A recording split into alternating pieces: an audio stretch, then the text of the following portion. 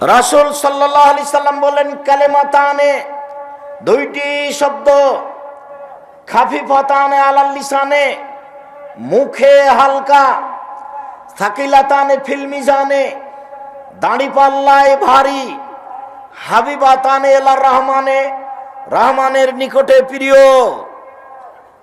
এক সুবহানাল্লাহি ওয়া বিহামদিহি সুবহানাল্লাহিল আযীম। সকালে বিকালে তাসবিহ করতে হবে। সকালে বিকালে তাসবিহ কি করবেন? বসে বসে করেন, আর যদি ঘুম ধরে তাহলে দাঁড়িয়ে হাঁটেন আর করেন। ঘরে সালাম ফিরার পর্বে পরে যে তাসবিহ আছে সেইগুলি করেন। তারপরে সুবহানাল্লাহি ওয়া বিহামদিহি সুবহানাল্লাহিল আযীম 3 আর 5 আর কিছু বলেন। সুবহানাল্লাহি ওয়া আলহামদুলিল্লাহি ওয়া লা ইলাহা ইল্লাল্লাহু আল্লাহু আকবার, এটা কিছু বলেন। তারপরে বলেন বিসমিল্লাহিল্লাযী লা ইয়াযুররু মা ইসমিহি শাই 3 বার। তারপর বলেন রাজিতু বিল্লাহি রাব্বান ওয়াল ইসলামে দীনান ওয়া মুহাম্মাদিন নাবিয়ান 3 বার। তারপর বলেন ইয়া হাইয়ু ইয়া কাইয়ুম বিরহমাতিকা আস্তাগীস ওয়াসলি লিসানি কুল্লাহু ওয়া লা তাকলিন নাফসি তারফাত আইনিন 3 বার। তারপরে সুবহানাল্লাহ আলহামদুলিল্লাহ আল্লাহু আকবার থাকলো। আস্তাগফিরুল্লাহ ওয়া আতুবু ইলাইহি 3 বার। আস্তাগফিরুল্লাহাল্লাযী লা ইলাহা ইল্লা হুয়াল হাইয়ুল কাইয়্যুম ওয়া আতুবু ইলাইহি 3 বার। রব্বিগফিরলি ওয়া তুব আলাইহি ইন্নাকা আনতাত তাওয়াবুল গাফুর 3 বার। আল্লাহুম্মা আনতা রাব্বি লা ইলাহা ইল্লা আনতা খালাকতানি ওয়া আনা আবদুকা ওয়া আনা আলা আহদিকা ওয়া আদিকা মাসতাতাতু আউযু বিকা মিন শাররি মা সানাতু আবু লাকা বিনি'মাতিকা আলাইয়া ওয়া আবু বিযামবি ফাগফিরলি ফাইন্নাহু লা ইয়াগফিরু যুনুবা ইল্লা আনতা 1 বার। এরপরে সূরা নাস 3 বার, সূরা ফালাক 3 বার, সূরা ইখলাস 3 বার, আয়াতুল কুরসি 1 বার, সূরা বাকারার শেষ 2 আয়াত 1 বার, আলে ইমরানের শেষ রুকুর প্রথম 5 আয়াত, ইন্না ফি খালকিস সামাওয়াতি ওয়াল আরদ ওয়াখতিলাফিল লাইলি ওয়ান নাহার লায়াতিন লিউলিল আলবাব আল্লাযীনা ইয়াযকুরুনাল্লাহা কিয়ামান ওয়া কুউদা, এটা হলো 1 বার। আর ফজরের তাসবিতে সূরা কাহাফের প্রথম 10 আয়াত 1 বার। এরপরে রব্বানা আতিনা ফিদ দুনিয়া হাসানাতাও ওয়া ফিল আখিরাতি হাসানাতাও 3 বার। রব্বানা যালামনা আনফুসানা ওয়া ইল্লাম তাগফির লানা ওয়া তারহামনা লানাকুনান্না মিনাল খাসিরিন 3 বার। রব্বি ইন্নী যালামতু নাফসি 3 বার। রব্বিগফির ওয়ারহাম ওয়া আনতা খায়রুর রাহিমিন 3 বার।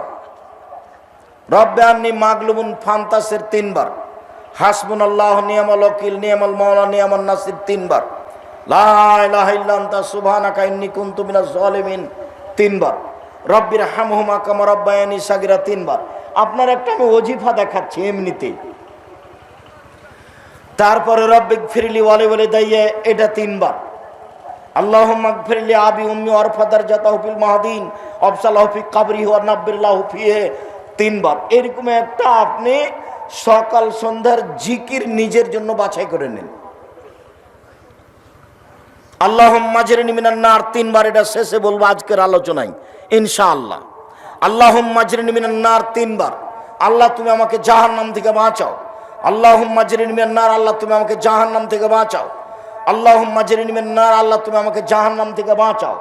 3 বার যদি এই কথা বলেন, তখন পাল্টা আবার জাহান্নাম বলবে আল্লাহুম্মা আজরিনি মিনান নার, আল্লাহ তুমি ওকে জাহান্নাম থেকে বাঁচাও। আল্লাহ তুমি ওকে জাহান্নাম থেকে বাঁচাও। আল্লাহ তুমি ওকে আমার ভিতরে দিও না। আপনি এভাবে বললে জাহান্নাম ওইভাবে বলবে। এই কথা আমি বলিনি, এগুলো মুহাম্মদ সাল্লাল্লাহু আলাইহি সাল্লাম বলেন। জাহান্নামের পরিচয়, বিচারের মাঠে যার নেকির পাল্লা হালকা হবে, ফাম্মুহু হাবিয়া, তার থাকার জায়গা হবে অতীব গভীর গহ্বর হাবিয়া। ওমা আদরাকা মা হিয়া, মুহাম্মদ সাল্লাল্লাহু আলাইহি সাল্লাম আপনি বলতে পারেন হাবিয়া নামক গভীর গহ্বরের পরিচয়, হাবিয়া নামক জাহান্নামের পরিচয় আপনি দিতে পারেন? আমি বলি নারুন হামিয়া, তা হচ্ছে জ্বলন্ত উত্তপ্ত আগুন। জাহান্নাম বলতে আগুনের খণ্ডকে বোঝানো হয়, জাহান্নাম বলতে আগুনের টুকরা। আল্লাহ তাআলা বলেন কাল্লা লা ইউনবাদান্না ফিল হুতামা, অবশ্যই তাকে চূর্ণ বিচূর্ণকারী হোতামা নামক জাহান্নামে নিক্ষেপ করা হবে। আমাদরা কামাল হোতামা, মোহাম্মদ সাল্লাল্লাহু আলাইহি সাল্লাম আপনি কি বলতে পারেন চূর্ণ বিচূর্ণকারী হোতামা নামক জাহান্নামের পরিচয়? আপনার কি জানা আছে এই জাহান্নামের পরিচয়? আমি বলি নারুল্লাহিল মুকাদা, তা হচ্ছে জ্বলন্ত উত্তপ্ত আগুন। সাউসলিহে সাকার, আমি তাকে সাকার নামক জাহান্নামে নিক্ষেপ করব। আমাদরা কামা সাকার, মোহাম্মদ সাল্লাল্লাহু আলাইহি সাল্লাম আপনি বলতে পারেন সাকার নামক জাহান্নামের পরিচয়? আপনার কি জানা আছে সাকার নামক জাহান্নামটি কি? আমি বলি লা তুবকি ওয়ালা তাজার, সাকার এমন একটি জাহান্নাম যে জাহান্নাম মানুষকে ছাড়বেও না, যে জাহান্নাম মানুষকে মারবেও না, তার নাম জাহান্নাম। আল্লাহ অন্য জায়গাতে বলেন লা ইয়ামুতু ফিহা ওয়ালা ইয়াহইয়া, জাহান্নাম এমন একটি জায়গা যেখানে মানুষ মরবেও না, যেখানে মানুষ বাঁচবেও না। আল্লাহ তাআলা অন্য জায়গাতে বলেন ওয়ায়াতিহিল মাউতু মিন কুল্লি মাকানিন ওয়া মা হুয়া বিমাইয়াত, জাহান্নাম এমন একটি জায়গা যেখানে মানুষকে তার মরণ চতুর্দিক থেকে ঘেরে ধরবে কিন্তু ও মরবে না, তার নাম জাহান্নাম।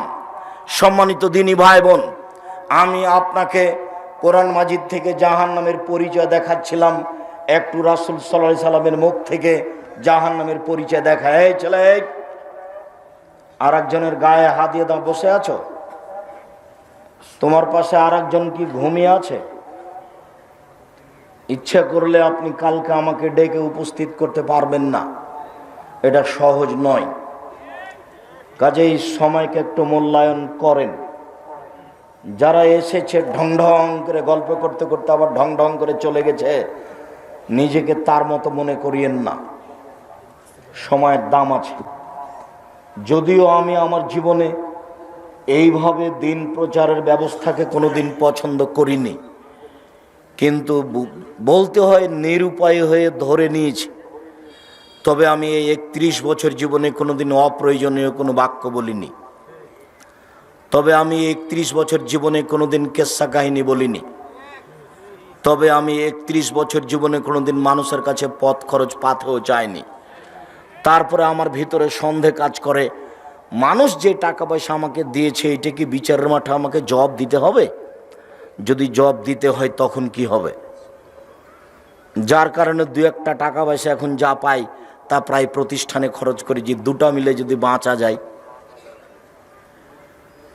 আবার আশা করছি যদি এটাতে একটাতে টিকতে না পারি তো মানুষজন যে আমার কথা মেনে চলে, ওরা যে নেকি করছে ওখান থেকে কিছু পেয়ে যদি বিচারের মাঠে টিকতে পারি, কোন রকম করে পার হওয়ার ব্যবস্থা হবে কিনা আল্লাহ ভালো জানে। তুমি সর্বশক্তিমান, মানুষ হিসেবে কিছু ভুল ত্রুটি থাকলে তুমি মাফ করো। তোমাকে বিশ্বাস করি, ইন্নাকা আলা কুল্লি শাইইন কাদির, তুমি সর্বশক্তিমান। মানুষ হিসাবে দীর্ঘ 31 বছর ধরে দিনের নামে যেটুকু বললাম সেটুকু আমি সত্য বলে বলেছি।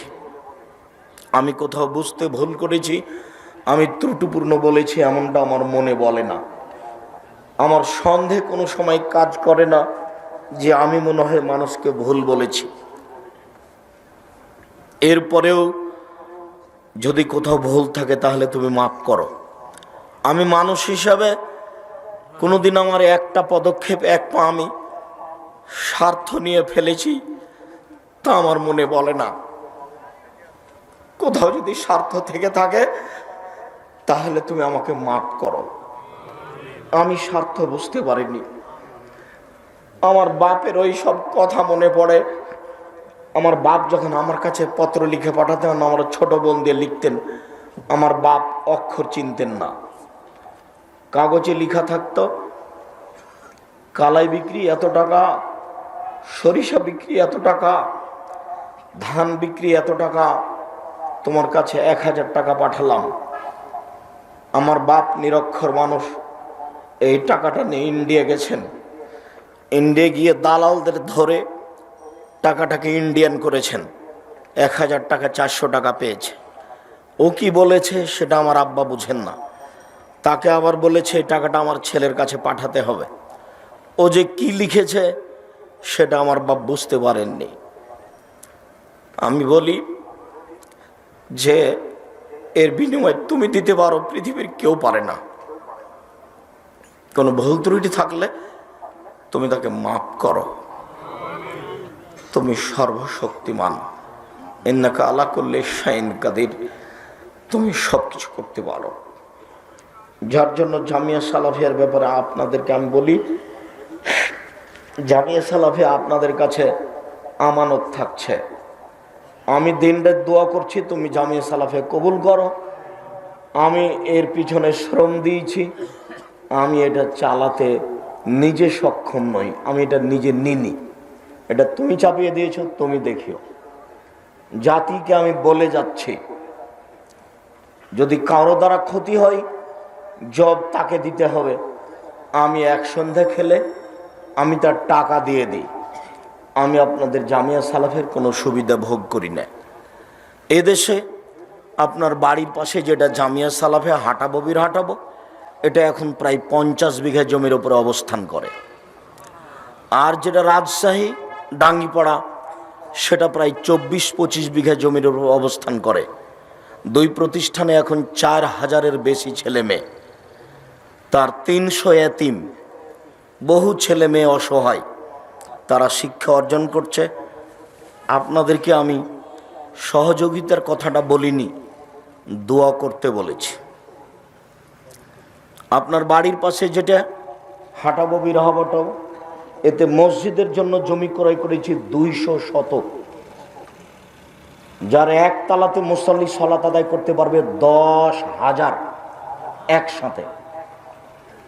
মসজিদের জন্য জমি রেডি। ভারত, বাংলাদেশ, পাকিস্তানে আহলে হাদিসের সঠিক আকীদার সবচেয়ে বড় মসজিদ ইনশাআল্লাহ আপনার বাড়ির পাশে। মানুষের হাতে একে ঠেকানোর কোনো পথ নেই। যার কারণে বলছি দোয়া করেন ওপরওয়ালা করুক, তাহলে করা সহজ। আর আমরা যদি করতে যাই তাহলে এটা সহজ নয়। ওই করুক, কাকে দিয়ে করবে সে জানে। আমি মানুষ হিসাবে আপনাকে বলেছি যে আপনার 10টা টাকা ছাড়া জামিয়া সালাফের কোনো কাজ হয়ে যাক, এটা আমি চাই না। কেন? পতিতালয়ের মহিলা যদি কুকুরকে পানি পান করে জান্নাত পেতে পারে, তাহলে জামিয়া সালাফিয়াতে আপনার 10টা টাকা দানের বিনিময়ে আপনার জান্নাত হতে পারে, এটা আমার দৃঢ়তা কাজ করে। কেননা আমি এর পিছনে কোনো স্বার্থ বুঝতে পারি না, কোনো অপছন্দ পরিকল্পনা বুঝতে পারি না, কারো ছোট করা কাউকে খাটো করা কোনো পরিকল্পনা বুঝতে পারি না। সম্মানিত দিনী ভাই বোন, ইন্না সাখরাতা লাযীমা লা তুলকা মিন শাফিরে জাহান্নাম, বিশাল একটা পাথর খণ্ড যদি জাহান্নামের মুখের উপরে ছেড়ে দেওয়া হয়, তাহলে নিচে পৌঁছিতে সময় লাগবে 70 বছর।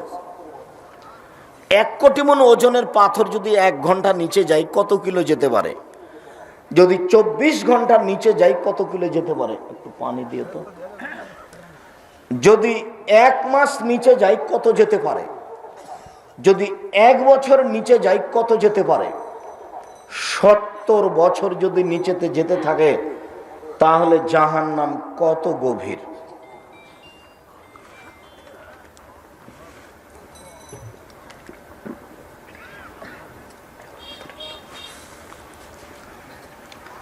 জাহান্নামের সব নিচে হিন্দু থাকবে, এ কথা আল্লাহর নবী বলেননি, তবু জাহান্নামে যাবে তারা। ইহুদি খ্রিস্টান থাকবে, এ কথা বলেননি, তবে তারা জাহান্নামে যাবে। বলেছেন যারা মুনাফিক, যারা দোকানে বসে আড্ডা পিটে মানুষের বদনাম করে, এর কথা ওকে লাগে, ওর কথা একে লাগে, ওরা যাবে।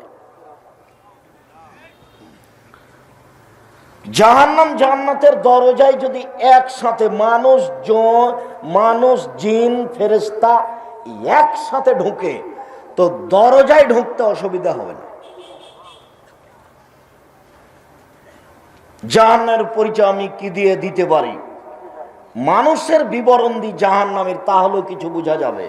রাসূল সাল্লাল্লাহু আলাইহি ওয়াসাল্লাম বলেন, ইন্না গিলজা জিলদে জাহান্নাম ইসনানে আরবাউনা জেরা, জাহান্নামীর গায়ের চামড়া হবে 42 হাত মোটা। অন্য জিরসাহু মিসলু উহুদিন, ওর দাঁত হবে উহুদ পাহাড়ের সমান। উহুদ পাহাড় হলো 4 কিলোমিটার প্রশস্ত, 8 কিলোমিটার লম্বা। নিচে কত আছে তা মানুষ জানে না। রাসূল বলছেন ওয়াইন্না ফাঁকে জবাই মিসল বাইজা, জাহান্নামের উরু রান হবে বাইজা পাহাড়ের মতো। বাইজা পাহাড় হচ্ছে 39 কিলোমিটার লম্বা।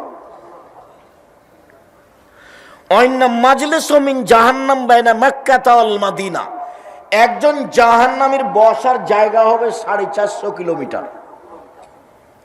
বাইনা মানকেবাইল কাফির লিরাকিবিল মুসরির সালাসা আইয়াম, একজন জাহান্নামীর ডান কাঁধ থেকে বাম কাঁধে পৌঁছিতে একটা দ্রুতগামী ঘোড়াকে 3 দিন সময় লাগবে।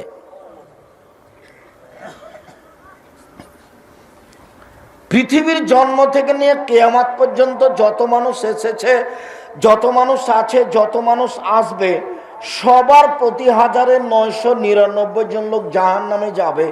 একজনের বসার জায়গা যদি 450 কিলোমিটার হয়, প্রতি 1999 জন লোক যদি জাহান্নামে যায়, তাহলে জাহান্নাম কত বড়।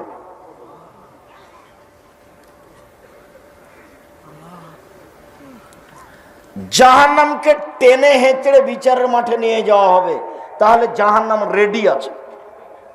কেন রেডি তো আছে, শুনেননি? ওই যে আল্লাহ রাসূল বলছেন আমি স্বপ্নে জান্নাত দেখলাম, জাহান্নাম দেখলাম। জান্নাতে যখন ঘুরছিলাম দেখলাম একটা সুন্দর টকটকে ঝকঝকে ঘর, পাশে একজন বৃদ্ধা মহিলা পানি নিয়ে অজু করছে, হাত পা ধুচ্ছে। আমি বললাম মহিলা বলতে পারে এই ঘরটা কার? তাহলে মহিলা বললো এই ঘরটা উমারের। তো আমার মন চাইলো আল্লাহু সামাদ, ঘরের বাহির যদি এত ঝকঝকে হয়, ভিতরই বা কেমন? তো আমার একটু ভিতরটা দেখার স্বাদ হলো। এরপরে মনে পড়লো উমার, এটা উমারের ঘর, এত বড় মানুষের ঘরে ঢোকা যাবে না। উমারের আত্মমর্যাদা হিসাব করে আমি ভিতরে ঢুকলাম না। সকাল হয়ে গেল, উমারের সাথে দেখা। উমার, স্বপ্নে আমি জান্নাত জাহান্নাম দেখলাম, জান্নাতে ঘুরতে ঘুরতে তোমার ঘরটা দেখলাম। তোমার ঘরটা দেখে আমার ভিতরে ঢোকার স্বাদ জাগলো, কিন্তু তোমার আত্মমর্যাদাকে হিসাব করলাম, এত বড় মানুষের ঘরে আমি ঢুকি কি করে, তাই আমি ঢুকিনি। এই কথা বলতে না বলতে উমার বলছেন আল্লাহর নবী, আপনি আমার আত্মমর্যাদাকে খেয়াল করেন। এই কথা বলে তিনি অঝর নয়নে কাঁদতে লাগলেন। উমর রাদিয়াল্লাহু তাআলা আনহু তিনি বলেন, আমি যখন জাহান্নাম দেখছিলাম, জাহান্নাম দেখতে দেখতে দেখলাম যে ফাত্তালাতুন নারা ফিহা আকসার আহলিহা নিসা, জাহান্নামে বেশিরভাগ দেখলাম মহিলারা, বেশিরভাগ দেখলাম মহিলারা জাহান্নামে। মদিনার মহিলারা জিজ্ঞাসা করেছিল আল্লাহর নবী, বেশিরভাগ মহিলা জাহান্নামে যাবে কেন? আল্লাহর নবী উত্তরে বলেছিলেন ওরা স্বামীকে মানে না, এই জন্য। সম্মানিত দিনী বোন যারা এখানে আছেন, যারা চলে গেছে তারা তো ঘুমিয়ে গেছে বা টিভি নিয়ে বসে আছে আর তাকদীর নিয়ে গেছে। যারা চলে গেছে তাদের স্বামীকে বলছি, ও বাড়িতে যে আপনার বউ কি করছে, আপনার বউ কি করে, আপনার বউ কি এমন করতে পারে, আপনার বউ কয় টাকার মালিক, আপনার বউ কয় পয়সা বিদ্যা রাখে, জানেই বাকি, আপনার কি ধারণা? মনে কষ্ট নিয়েন না, আপনি আমার কাছের দিনী ভাই। যদি মনে করেন যে বিদ্যান আমার বউ, তাহলে আসেন আমি ঘুঘুরা তুলে দেব। আপনাকে আমি ক্ষিপ্ত হবেন এই জন্য বলিনি, আপনি আমার অনেক কাছের মানুষ। আপনাকে আর আপনার স্ত্রীকে সামনে রেখে আমি এসেছি, কিছু কথা বলবো এই জন্য। আপনি দাম দিবেন না মানে? আপনাকে আমি অনেক ভালোবাসি, আপনি আমাকে যতটুকু ভালোবাসেন তার চেয়ে আমি আপনাকে বেশি ভালোবাসি। আমি কোনোদিন কেচ্ছা কাহিনী বলিনি, কেচ্ছা কাহিনী বলতে আসিনি। আপনি আসবেন আর চলে যাবেন তা তো আমি পছন্দ করি না, আর আমি সারা রাত বক্তব্য দিই না। আমি আব্দুল্লাহ বিন ফজল রাহিমাহুল্লাহ নই, আমার কাছে অত বিদ্যা নেই, আমি বক্তব্য দিতে দিতে ফজর করতে পারি না।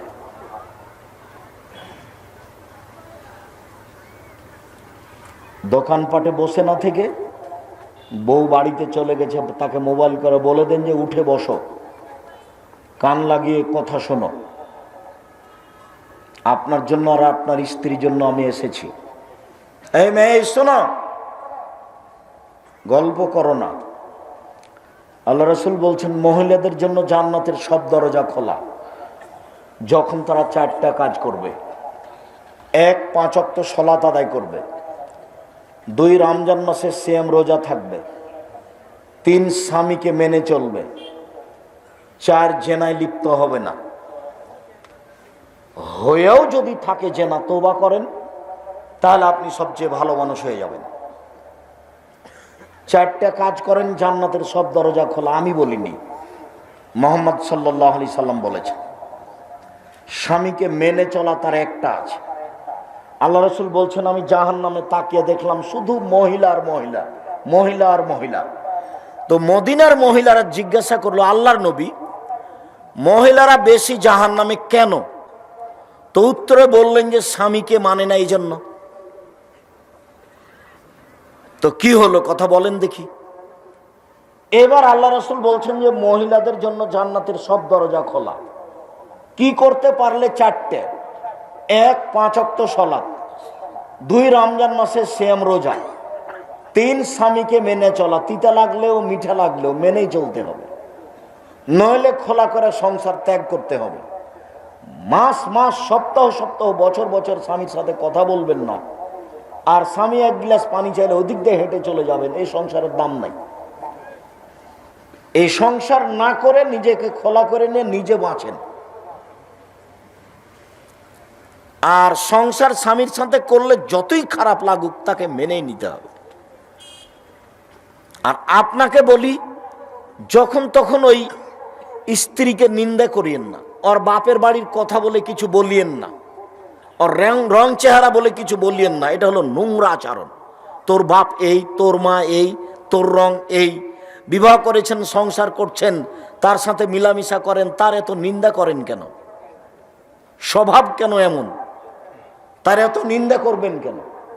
যাকে নিয়ে সংসার করেন, যে রান্না বান্না করে দেয়, যে ঘর বাড়ি ঠিক করে দেয়, যে বাড়ির সব কিছু গুছায়, তার এত নিন্দা করেন কেন? তার বাপকে তুলে কথা বলেন কেন? তার মাকে তুলে কথা বলেন কেন? কেন গালি দিবেন? কেন গালি দিবেন?